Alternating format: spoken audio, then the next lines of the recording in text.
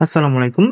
নোয়াখালী পল্লী বিদ্যুৎ সমিতি একটি সার্কুলার প্রকাশিত হয়েছে, যেখানে আপনারা বাংলাদেশের একটি জেলা ব্যতীত সকল জেলার প্রার্থীগণ আবেদনটি করতে পারবেন। তো এখানে কিন্তু নোয়াখালী জেলা ব্যতীত বাংলাদেশের সকল জেলার প্রার্থীগণ আবেদনটি করতে পারবেন। তো এখানে আপনারা শিক্ষাগত যোগ্যতা এসএসসি পাস হলে অনলাইনে আবেদনটি করতে পারবেন। এটার পদের নাম হলো মিটার রিডার কাম মেসেঞ্জার, 1 বছর মেয়াদী চুক্তিভিত্তিক। তো এই সার্কুলারটা নিয়ে একটু বিস্তারিত আলোচনা করব। তো যারা আমার চ্যানেল নতুন, আমার চ্যানেলটি এখন সাবস্ক্রাইব করে পাশে থাকা বেল আইকনটি অল বাটন সেট আপ করে দিন, যেন এরকম চাকরির খবর দেওয়া মাত্র আপনার নিকট চলে যায়। তো এখানে বলা আছে যে আবেদনটা শুরু হলো 17/1/2024 সকাল 10টা থেকে আপনারা আবেদনটি করতে পারবেন, এবং আবেদনের শেষ তারিখ 6/2/2024 বিকাল 5টা পর্যন্ত আবেদনটি করা যাবে।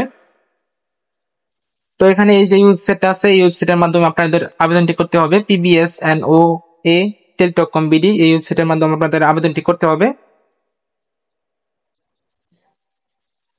নোয়াখালী পল্লী বিদ্যুৎ সমিতি, বেগমগঞ্জ, নোয়াখালী নিয়োগ বিজ্ঞপ্তি।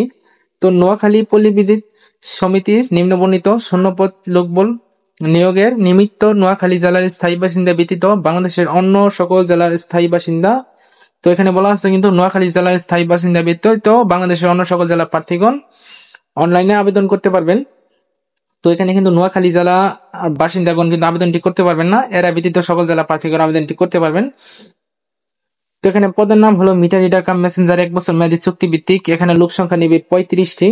তো এখানে বয়স সীমা 17/1/2024 খ্রিস্টাব্দ তারিখে 18 থেকে 25 বছরের মধ্যে হতে হবে। তো 18 বছরের কম এবং 25 বছরের বেশি হলে হবে না।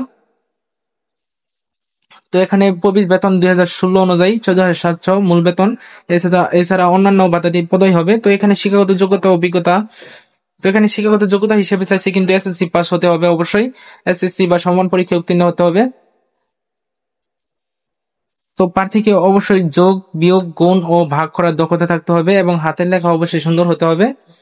তো প্রার্থীকে অবশ্যই সৎ, বিশ্বস্ত, উত্তম চরিত্রের এবং সুন্দর ও সুঠাম দেহের অধিকারী সহ ভালো ব্যক্তিত্বের অধিকারী হতে হবে। তো গ্রামগঞ্জের প্রত্যন্ত এলাকায় গিয়ে মিটার রিডিং, বিল বিতরণের কাজ মানসিকতা থাকতে হবে কাজ করার, এবং প্রবেশ লক্ষ্যশ্রমী কর্মসূচি সম্পর্কে গ্রাহককে অবহিত করতে হবে। বাইসাইকেল চালানোর পারদর্শী হতে হবে, এবং অবশ্যই নিজস্ব বাইসাইকেল থাকতে হবে।